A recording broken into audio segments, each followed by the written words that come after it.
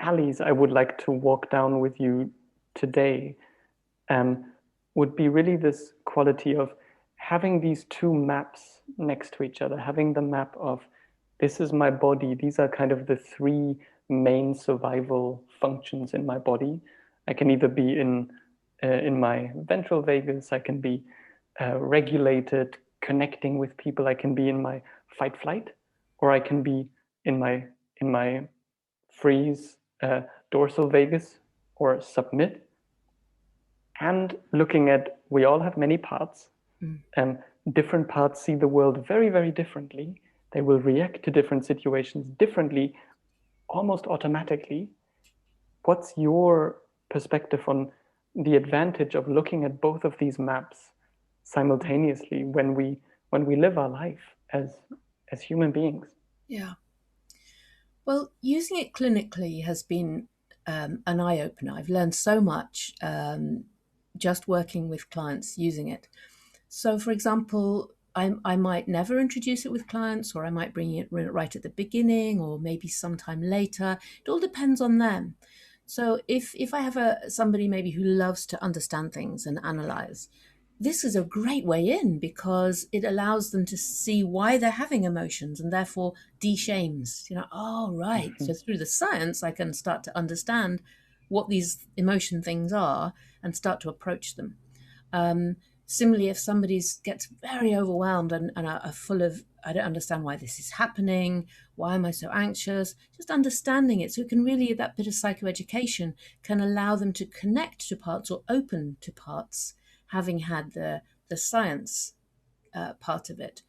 And then the other place I find it really useful clinically is if somebody comes with, for example, depression, the feelings have been shut down, they may well have had the experience of going to therapy before. Often they've been to therapy before, and what happens is when they come out of the depression, or they start to encounter, so the depression lifts a little because maybe there's connection with a therapist. They start to feel some hope. The depressed parts, as I would call it, the parts that are shutting everything down, those submit parts, they start to relax a little because they feel some connection with the therapist, some hope. And then all of a sudden, in rush the fight-flight protectors because it's not safe. Mm-hmm. So they start feeling the feelings of the exiles. They start feeling all these emotions, and they start feeling the fight-flight energies, maybe rage at a parent or whatever. Whoa, that's way too much. That's overwhelming. So shut down again, leave therapy. You'll have seen it many times. Yeah. Mm-hmm. So that's why people often don't carry on with therapy. So by understanding that this is going to happen, that we do need to come back. You can't go from freeze straight to self-regulation. You're going to have to encounter and process these trapped feelings, both the I hurt exiled feelings and also some of those angry or self-critical, the inner critic may come very loud once they come out of depression. And by understanding this is going to happen and it's very normal, this is the shape of the psyche, this is who we are, all these parts have positive intentions. Whoa, okay, it starts to become possible because we just titrate it, and of course self is there. Mm-hmm. So clinically it's really useful, but also where you've got parts in what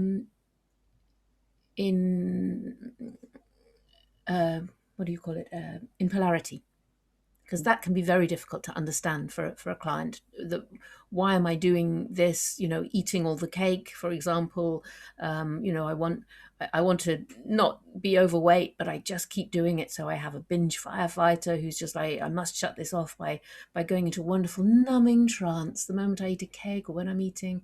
Oh, I feel numb and I can't feel my feelings. It's wonderful. Yeah. And then you've got the critic in fight flight going, stop, get healthy, you're going to die. Yeah. So there's polarities, and understanding where they fit in the model can bring extra understanding to the very difficult polarities. Does that kind of That explain how I might use it? that makes a lot of sense. I really like the psychoeducation element of it, because I personally find that IFS is one of the most psychoeducation friendly approaches I've ever met. It's just able to be, yeah, we all have parts, and being able to explain things just in parts language makes it so accessible to people. But I do really like the element of adding kind of the natural nervous system curve Yeah. to it. And the way I look at it, and this is influenced through the work of Lawrence Heller, who tries to understand the nervous system as life force. So we have the most life force in our ventral vagus, and then in our sympathetic we have access to less of our life force variety, and then in freeze we have access to even less of our life force variety. And actually, that this movement coming down from freezing, submitting into anger or fear or the feelings that may be underneath and the protectors that may be underneath is already a step into more life force. Yeah. But it will probably feel way worse than it was up there. Yes. and Yeah. and I think that understanding that perspective can be so tricky, but so freeing to Yeah. be able to understand. Oh yeah, this feels worse, but that's mostly because I'm feeling more, and it's actually a step in the right direction. Yes. And it also allows us to calibrate the understanding of, well, both what's happening in me when I say a part has taken over, a compulsively tidying part or whatever it is. I don't have that one, by the way. I wish I did. I don't wish I did.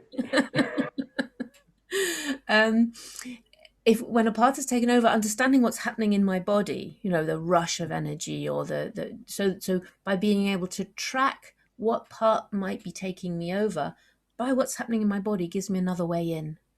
So sometimes I track what's happening in my body through my parts. Sometimes I track my parts through what's happening in my body. So it's a lovely way in to understand self-compassion, self-connection. You never know what's around the next corner. So.